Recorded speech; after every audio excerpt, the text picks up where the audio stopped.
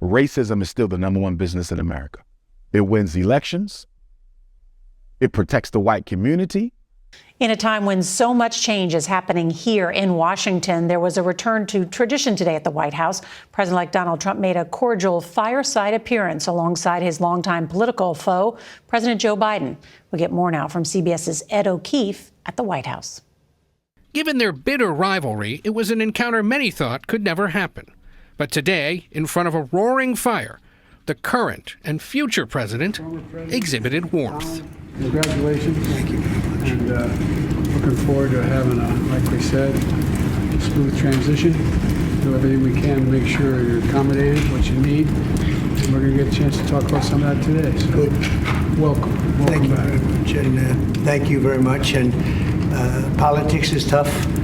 And it's, in many cases, not a very nice world, but it is a nice world today. And I appreciate it very much. A transition that's so smooth, it'll be as smooth as it can get, and I very much appreciate that, Jim. You're welcome. They conferred in the Oval Office for nearly 2 hours, discussing domestic issues, plus the wars in the Middle East and Ukraine. President Biden reinforced his view that the United States standing with Ukraine on an ongoing basis is in our national security interest. The meeting was designed to launch the kind of seamless transition Trump didn't give Biden in 2020 as he challenged the election results.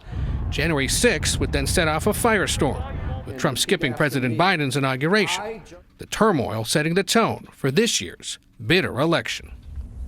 Now, traditionally, the First Lady also hosts a tea for her incoming successor, but Melania Trump didn't come today. Her economy grew up around slavery, which was the exploitation of black labor and black life. So you can never find a period in America where racism was not a main concept in its political, economic, or social structure.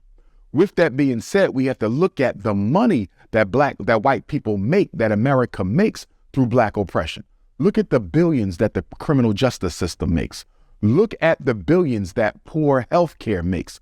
Look at the billions that is made in jobs for the police, fire department, social work. I mean, absolutely, black failure and black oppression is one of the biggest businesses this country has. But many of our medical issues are induced by the society in which we live due to poor food and poor medical care. They don't have to worry about that, but yet they're suffering. Look at the decline in their numbers.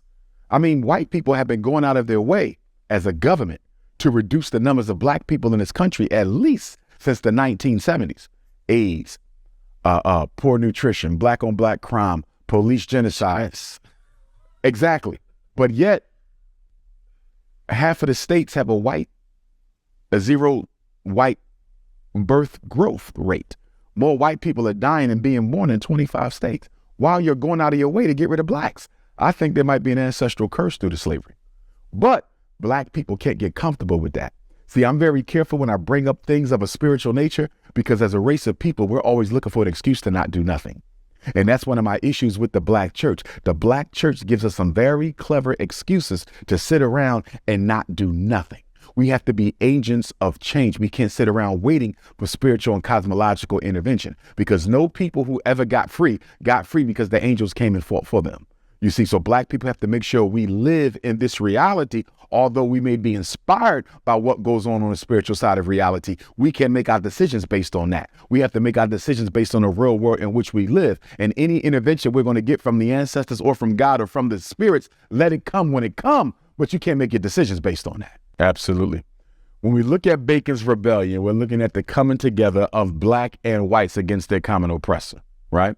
So obviously, early on in this country's history, the white power structure saw that we can't allow poor whites to align themselves with poor blacks because now you have a mutual consent army that we have to crush. But I would also argue that those white people who participated in Bacon's Rebellion still did not consider those black people their equals. They simply were using their numerical strength, much like the Democratic Party does today, in order to achieve a victory against their white brother. So I don't think it was a truly egalitarian race revolt. I think it was one of necessity and opportunity.